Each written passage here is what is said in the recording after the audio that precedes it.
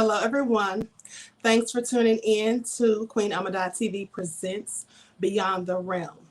So tonight I'm going to be talking about the story of The Conjuring, the true story of the Perron family who was haunted by demonic forces. Okay, so let me get this banner set up and then we can go ahead and get started. Everyone, please go ahead and like and share the video. Make sure you subscribe to the channel if you haven't already done so. Don't forget that you can follow me on Instagram at QueenAShakur. Also on Instagram at divine_goddess_27. On Twitter at dgoddess27. Patreon at QueenAhmadiyyah and Brighton at QueenAhmadiyyah. Okay, so let's get into it, people. That guy from Texas says, I was just watching a documentary about Ed and Lorraine Warren. Yes, okay, that was surely interesting. Okay, people, so let's go ahead and get into it. Now, as many of you know, they made a movie about this true story in 2013. I'm also going to be showing you an interview with one of the, a member of the Perron family who was actually talking about what actually occurred. Okay?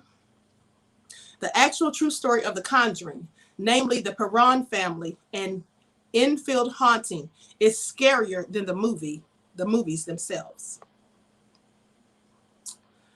Okay, now when The Conjuring was released in 2013, it was met with critical acclaim. Critics everywhere praised it for its all too realistic portrayal of the demonic haunting of an innocent family in Rhode Island. Now, most viewers assumed that the movie was nothing but the wild imaginations of director James Wan. However, the true story of The Conjuring is actually rooted in a horrifying true experience of Ed and Lorraine Warren. Ed Warren was a World War II veteran and a former police officer who became a self-professed demonologist after studying the subject on his own. His wife, Lorraine, claimed to be a clairvoyant and medium who was capable of communicating with the demons that Ed discovered. Okay, now I also am a demonologist, but at the end of the day, I don't want to talk to no demons. That's what I don't want to do. No, thank you. Now, in 1952, Ed and Lorraine founded the New England Society for Psychic Research, the oldest ghost hunting group in New England. They quickly gained notoriety as respected paranormal investigators after their initial investigation of the Ahmadiyyah hauntings. For those of you who saw the Ahmadiyyah horror, you know what that is, or what I'm talking about. Okay, so their two most famous cases, however, were heavily popularized by the Conjuring franchise, a series of movies that focus on Ed and Lorraine's experiences exorcising demons from two possessed families. Though the movies seem over-dramatized and impossible to believe, the Warrens maintain that all of the events depicted actually transpired. Though Ed died in 2006, Lorraine was a consultant on the film and claims that she didn't let the directors take any more dramatic license than was necessary. And I love you right, Black Howard Griffin. Okay, so nevertheless, the true story of The Conjuring remains almost unbelievably chilling to this day. Okay, people. Now, the true story of The Conjuring begins with the first film, which focuses on the Perron family. In January of 1971, the Perron family moved into a 14-room farmhouse in Harrisville, Rhode Island, where Carolyn, Roger, and their 5 daughters began to notice strange things happening almost immediately upon moving in. Now, it started out small. Carolyn would notice that the broom went missing, or it seemed to be moved from one place to another completely on its own. She would hear the sound of something scraping against the kettle in the kitchen when no one was in the room. She'd find small piles of dirt in the center of a newly cleaned kitchen floor. Now, the girls then began to notice spirits around the house, though for the most part they were harmless. But there were a few, however, that were angry. Now, Carolyn allegedly researched the history of the home and discovered that it had been in the same family for 8 generations and that many of them had died under very mysterious circumstances or horrible circumstances or situations. Several of the children had drowned in a nearby creek. One of them had been murdered, and a few of them hanged themselves in the attic. So that all sounds like a recipe for a disaster. Clearly, those type of horrendous deaths, especially multiple ones on a property or within a dwelling, that would likely have, a lot of negativity surrounding the home and also have room for demonic infestation. Okay. Now, the spirit was depicted in the film Bathsheba. That was what they called the spirit in the film. That was the worst of them. They said whoever the spirit was, she perceived herself to be the mistress of the house, and she resented the competition of my mother. This is what one of the daughters says. She said she thought she was the mistress of the house and resented the competition my mother posed for that position. That's what Andrea Perron said, one of the oldest of the 5 girls, or the oldest of the 5 girls. Now, it turns out there was actually a real person named Bathsheba Sherman who lived on the Perron's property in the mid-1800s. So that's not a coincidence, I don't think, because whose name is Bathsheba in modern times? She was rumored to have been a Satanist, and there was evidence that she had been involved in the death of a neighbor's child, though no trial ever took place. She was buried in a nearby Baptist cemetery in downtown Harrisville. So the Perrons believed that it was Bathsheba's spirit that was tormenting them. And likely it was, because if she was a Satanist and allegedly a killer, because they accused her of killing a child in the neighborhood or whatever, then she clearly was likely a demon in an afterlife, okay? Now, according to Andrea, the family experienced other spirits as well that smelled like rotting flesh and that would cause the beds to rise off of the floor. She claims that her father would enter the basement and feel a cold, stinking presence right behind him. She says they often stayed away from the dirt-floored cellar, but the heating equipment would often fail mysteriously, causing Roger to have to go down there and check it out. Now, let me tell you something. When they say that it was cold and there was a foul smell like rotting flesh, that's absolutely the presence of a demon, okay? It's absolutely a demonic presence. I told you all on another live nights ago that when a demon is around, you'll smell something like rotten eggs, rotted meat, sulfur, feces. I mean, just the most foul, pungent smell ever. Trust me, I've smelled it, okay? Clearly, it is hideous. Now, over the 10 years that the family lived in the house, the Warrens made multiple trips there to investigate. At one point, Lorraine conducted a seance to attempt to contact the spirits that were possessing the family. And during the seance, Carolyn Perron became possessed, started speaking in tongues, and rising from the chair, rising off the ground in her chair. Ooh, honey, can you imagine that? Okay, now, Andrea claims to have secretly witnessed the seance. She says, I thought I was going to pass out. My mother began to speak a language not of this world and a voice not of her own. Her mother then levitated and was thrown across the room. Though the movie version of events culminates with Ed performing an exorcism rather than a seance, Lorraine insists that she and her husband would never attempt one, as they must be performed by Catholic priests. Now, after the seance, Roger kicked the Warrens out, worried about his wife's mental stability. According to Andrea, the family continued to live in the house due to financial instability until they were able to move in 1980, at which point the spirits were silenced and the hauntings then ceased. 6 years after the Perron family was terrorized by their demon, another family in Enfield, England, began to experience similar things. Now, in August of 1977, the Hodgson family started seeing and hearing strange things. Janet, who was only 11 at the time, recalled sitting up in her bed to see her dresser slide across the room that she shared with her brother. She shouted, "Mom, Mom." We were sort of frightened, but also intrigued. Now, later, the family began to hear knocking coming from all sorts of places in the house. She remembers her mom thinking there were burglars or drifters hiding out in their home and calling the police to investigate. The officer who arrived reported witnessing a chair rise up and move across the floor completely on its own. Reporters from the Daily Mirror, who were also called in to report on the Enfield haunting, experienced that for themselves as well.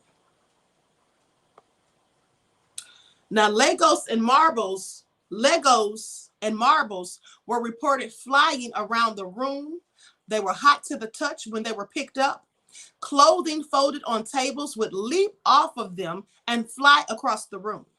The sound of dogs barking would be heard in empty rooms. Lights would flicker, coins would drop out of thin air, and furniture would spin or tip over without even being touched. Then one day, the iron fireplace in an upstairs bedroom was ripped out of the wall. After that, paranormal investigators from all around the world showed up, claiming to be able to contact the spirits and wanting to know more about the Enfield haunting. Most of them decided that the children had been faking their experiences, as one of them had admitted to doing so on one occasion, but the Warrens were different. They showed up and immediately believed that a demonic presence was there.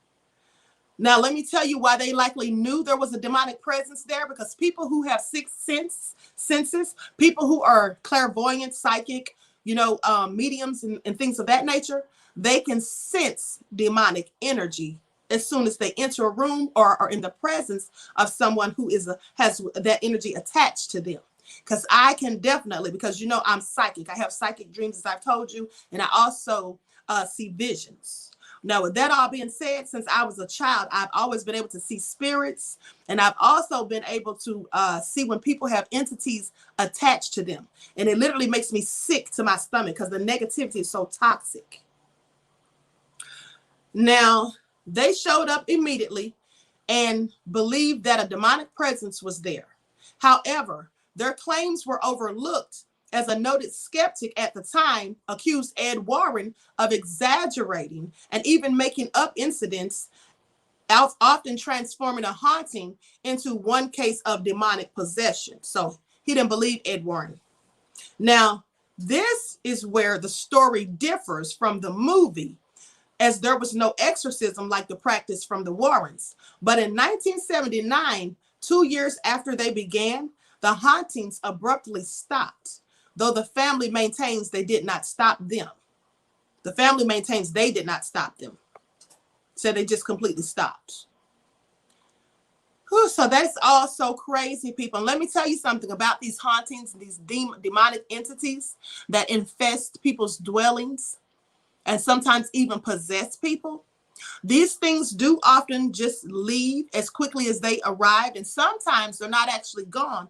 They're simply lying dormant for the people to get their guard down, so that you're thinking, okay, good, it's over, they're gone, we're rid of it. And then months or even years later, only for the demons to show right back up and start causing even more havoc, okay? So that's what happens sometimes. But with that all being said, let me read the chat, and then I'm going to show you the video of the interview by one of the members of the Perron family. Me too, Queen. I have psychic ability. Maybe it's a Pisces quality. Terry Hinton, it absolutely is a Pisces quality, beloved. Okay, and also just to note, our birthstone, if you're born in the month of February, our birthstone is amethyst, and amethyst is in fact the stone of the psychic. Okay. So I always doubted the efficacy of exorcisms. Usually the human vessel dies. Yes, sometimes they do, Bangani. Absolutely. As in the case of, I cannot remember that girl's name. They made a movie about her. It was called The Exorcism of Emily Rose. But the real girl, she was German, and her name was Annalise. That's her name. Okay, Annalise, she actually died, and the priest did perform a series of exorcisms. I think he performed at least 2 or 3, but they arrested him when she died because they said it was his fault for not getting her medical attention, because they claimed she died from malnutrition, because these demonic entities, once they possess you, they won't allow you to eat. Okay, much of the time. So Aquarius too. Okay, yes, absolutely. Amethyst, that's right. Okay, I'm a Pisces. I've seen demons in people. They shine in their ears. The shine in their ears is undeniable. Absolutely, Brother Sly. So yes, you are likely psychic as well. Okay, Pisces are very spiritually in tune, often prophetic, and people who, who really exist between realms. That's why you see spirits, because you're in between the spiritual world and this world. So like literally beyond the realm. That's why I call this channel that. Okay, I was listening to Mr. Rec TV, and people be sharing spooky stories. This woman said her brother's friend was killed from an elevator coming down on him, and his spirit was coming to their home. I wouldn't be surprised. These things do actually happen. So now let me share the video of the interview. I've already shown my disclaimer, and then I'm going to share my screen so that you all can see this. And please go ahead and get the likes up. Please like and share this video. And also, moderators, make sure you like and share the video. And also, don't forget to subscribe to the channel if you have not done so. Okay? And I'll be going live again on this channel tomorrow night. I don't know exactly what time yet, but it will be tomorrow night. Likely after I do my true crime segment. Okay. Okay, here we go, people.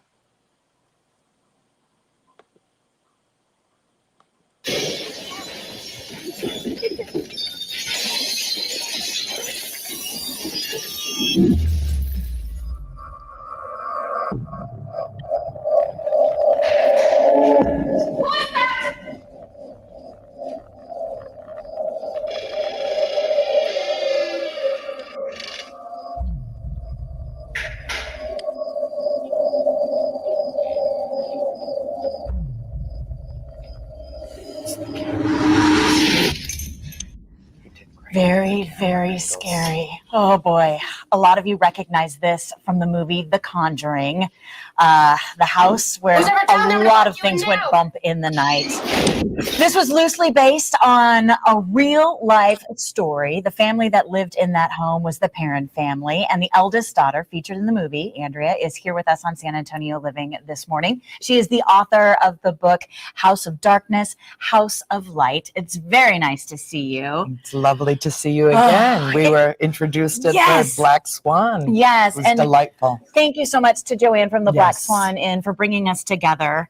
Is it hard for you to watch little clips from the movie like that? Well, no, because I've seen it so many times now. The week that the film opened, between my trip to Hollywood and then to Rhode Island, then New York, then Atlanta, I've seen it so many times that, but the first time that I saw it, all I did was cry. Yeah. Yeah, it's so interesting. So many people saw this movie, and a lot of time we're watching horror movies and we're like, oh, that is a dream of Hollywood. That was your life, but worse, right? They really had to tone it down for the film. James Wan, the director, was shooting for a PG-13 rating. He wanted to bring this story to as many people as he could. And when he got the R rating, I was with him, and he hit the roof. We had to pull him back down. And he said to the MPAA, what do I have to take out of the film in order to get a PG-13? And they said, there's nothing you can remove. It's just too scary. And they had already toned it down so much that he was shocked. But, it worked out well. And God knows now that it's on DVD, that all the teenagers are seeing it. Yeah. So. Oh, boy. It's crazy to have seen that movie and then to have met you. Let's go back to the year you and your family moved into the farmhouse. Walking in through the front door, how much time passed before you knew that something was different about this house? About 5 minutes. Wow. What was the first thing that happened that clued you in? Well, we bought the house in December of 1970, but my mother refused to move at Christmas. Imagine that. So we moved in the first week of January 1971 in the middle of a snowstorm, swirling ice storm. Mhm. And my dad, it was a whole caravan and it was chaos. Of course, moving days tend to be. But my dad handed me a large box off the back of the truck and said, take this to your mother in the kitchen. So I went through the parlor door and I had to walk the entire length of the house to get to the kitchen and the pantry. And it was more than 110 feet long. Mhm. So I walked into the dining room and I saw an oddly dressed man in the corner of the dining room. And I greeted him because I was a polite child. I said, good morning. And he didn't respond to me. His focus was entirely on the elder gentleman who was moving out of the house, who had sold it to us. And so I kept going and I walked in the kitchen and said, Mom, who's that other man with Mr. Kenyon in the dining room? She said, there is no other man in the dining room. And then Nancy came in, Christine came in, Cindy came in, and the last sister came in and said, that man in the dining room just disappeared. So immediately you knew that something was up with the house. I've got a couple of pictures to share. First, the house when you guys moved in. It looks like a beautiful farmhouse, a typical setting of a farm. And then we've got a picture of your mother in front of the fireplace there. When you moved into this house, did your parents have any idea about the history whatsoever? No, of course we knew it was extensive. The house as it is now was completed in 1736, 40 years before the beginning of the Revolutionary War. So it is truly a colonial home. And actually it took years to build the house as it is because it started as a four square and then grew as, you know, families, and 8 generations of she lived to be in her 70s, which was a couple of other hangings in the house as well, women that had claimed their own lives. Bathsheba Sherman lived in the house. She was accused of, and she was acquitted. Well, actually, it never even went to trial. It was dismissed from an inquest, but she had a child, an infant in her care that died, and they found that a needle had been impaled at the base of its skull, and it had died of convulsions. So even though she was exonerated from that at the inquest, in the court of public opinion, the accusation stuck, and she was tried and convicted and lived a miserable life. For her entire life, she lived to be in her 70s, which was old for her time. And that black cloud hung over her in life and after death.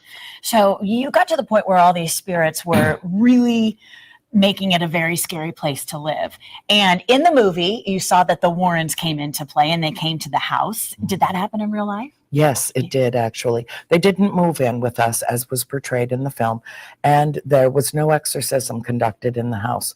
A priest came with them. They decided that it was important that my mother was oppressed by a spirit, and my mother was changing radically, dramatically, even though it was gradually over a period of time. She began dressing in vintage clothing. She started using archaic language like yeoman. You know, people don't use that word to describe the menfolk in town. And we thought it was because she was immersed in the history of the place. And we did pay attention to it. All of us did, because we felt like our mother was slipping away from us.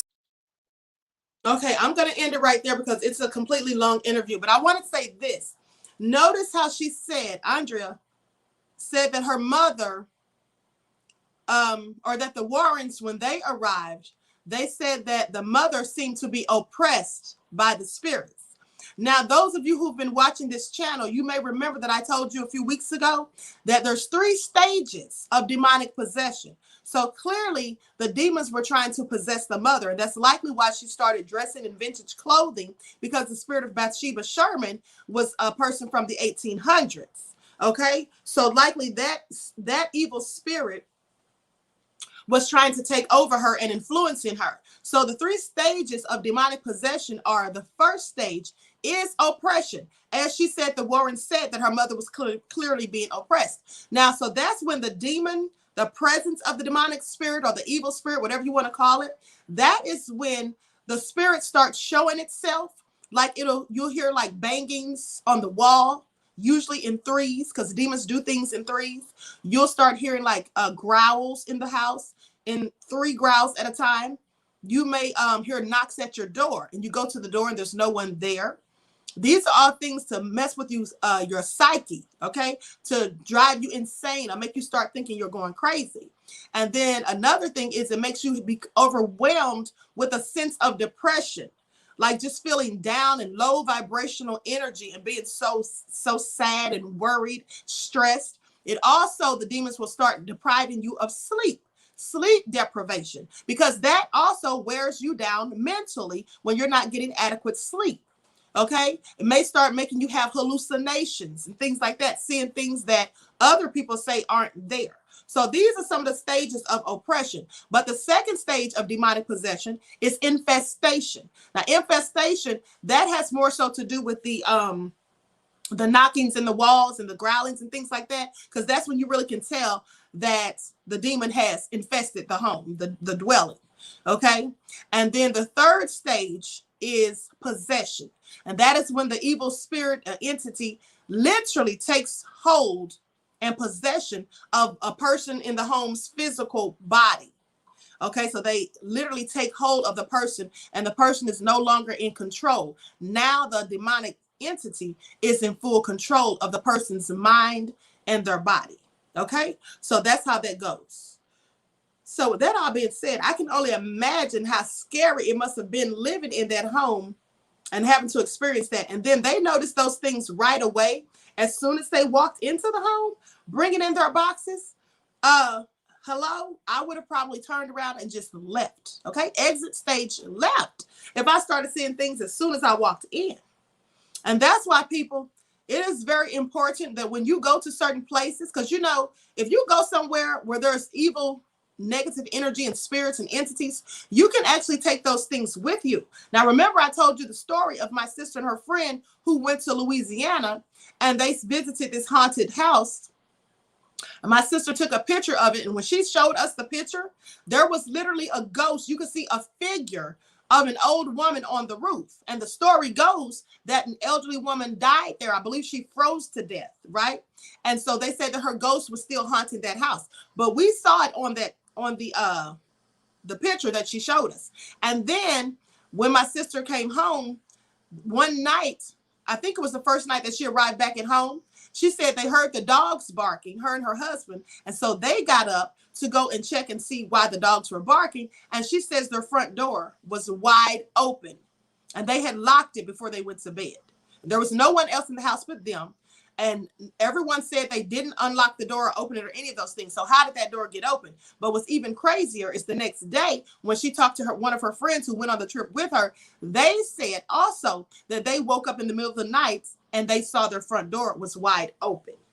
So you can bring those things home with you or take them. They can be attached to you. And they call them, some people call them hitchhiker spirits or hitchhiker ghosts, because they can literally hitch a ride with you and just go wherever you go and just be attached to you. Okay, so that's all so crazy. Judah Queen says, my mother told me my great-grandmother and her assistant pastor visited a home of a lady who was into demonic stuff, and it felt as if they were sinking through the floor when they walked in. On that note, I would have turned around and left. Okay, no need to go any further. All right, please. Yes, I burn sage and say a prayer on the regular. Absolutely, Queen Conscious, and so do I.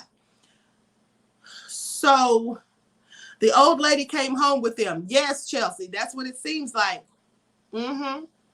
That's what it seems like. Sleep deprivation will drive you crazy. Yes, absolutely, AV the Great. And I'm going to tell you all something. I lived in this house once that had all these strange things happening. And because I'm psychic, I can see these spirits, right? I mean, I can sense them walk into the room. I can sense their presence. Like, for example, one night I was asleep and I sat straight up, like something just woke me up, and I saw two shadowy figures standing in my bedroom. And they ran through, and I think I told you all this before. They literally ran through the bathroom and into the walk-in closets. So I got up and I grabbed the Bible and I started reading the 91st Psalm, which is a psalm for protection. And so I walked into the walk-in closet and I saw one of those things shape shift, and it turned into a huge black cat. I mean, it was huge, like the size of a big dog. And then all of a sudden it disappeared. Okay? And that wasn't the only crazy thing that I experienced in that house. All right? So these things are very real and very scary. Okay. So anyway, oh, but the reason I told you all that, I forgot why I told you that story. The reason I told you all that is because after seeing that and experiencing numerous things that went on in that house, and at the time I couldn't move right then because I was still under my lease and there was others, stuff going on or whatever. But I eventually did move, and I actually contacted some paranormal investigators because I knew that me being a psychic, these things would show themselves to me because no one else in the house ever saw them. No one ever saw them but me. I remember waking up my oldest son one night and telling him what I saw on the TV. And I think I told you all about that demonic face I saw on the TV when I woke up at 3 a.m. after I fallen asleep on the couch watching TV. And when I called my son down, he looked and it wasn't there. And he said, whatever it was, it wanted you to see it because it showed itself to you. So, and that's likely because of my psychic ability, because you see, these entities from other realms, they are attracted to people who have spiritual gifts because you are between realms. So it's easier for them to reach out to you and show themselves to you, but also it's easier for them to possess you. Okay? If you are not spiritually in tune. And so with that all being said, after experiencing different things in that house, I was sleep deprived. I could not sleep at night. I would not. It wasn't that I couldn't get sleepy. It's the fact that I refused to sleep at night because I was so afraid of those things. I woke up one night on the couch and my back door was open. And I know that we had locked that door. We kept it locked for the most part. We never even went out of it. But we kept that door locked and we had the key still in the deadbolt that we put on there. We kept the key in there. And I woke up in the middle of the night and that door was open. And I'm asleep on the living room couch because I used to always fall asleep on the living room couch, watching TV because I used to be addicted to the ID channel. So I'd be up watching those true crime stories on the ID channel. And then I woke up in the middle of the night and that door was open. It was open like at least about this much. Okay. So I locked the door and shut it. And then we had to search the house and make sure nobody was in there. And nobody was in there. And another time, there was 3 knocks at the door. Now, my oldest son had gone down the street to spend the night with his friends. So in the middle of the night when I woke up, and I would always wake up like 3 o'clock in the morning, 3 a.m., that's the witching hour. So these things would literally wake me up at 3 a.m. So I woke up this one morning, I heard 3 knocks at the door. And so I'm thinking it's my son because he went down the street to spend the night with his friends. And so I'm thinking maybe something happened and then he just decided to come back home. So I go to the door and I open it and look out and I don't see anybody. So I call his name 3 times and I don't see him. I don't see anybody. And I walk out there and look and I don't see anybody. And I'm like, well, who was knocking at this door? Because clearly I heard someone knocking.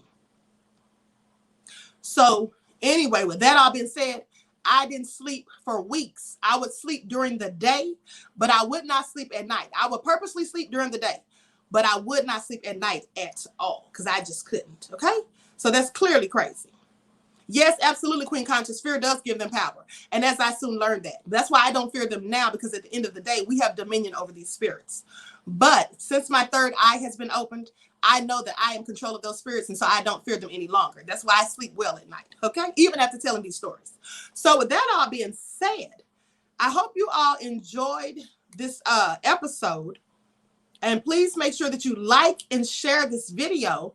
Also, don't forget to subscribe to the channel if you have not done so. And I hope that you all tune in tomorrow night, where I'm going to be talking about my true crime segment. For True Crime Saturdays, I'm going to be on at 8 p.m. Okay. And also, I'm going to be going live on Beyond the Realm. I'm going to say probably around 9 or 9:30. Okay. So thank you, Terry. Terry says, great live, Queen. Marilyn says, this was great. Thank you. I'm glad you all enjoyed it. So I wish you all love, peace, and prosperity. Please enjoy the rest of this night. And until next time, family, I will talk to you all again soon.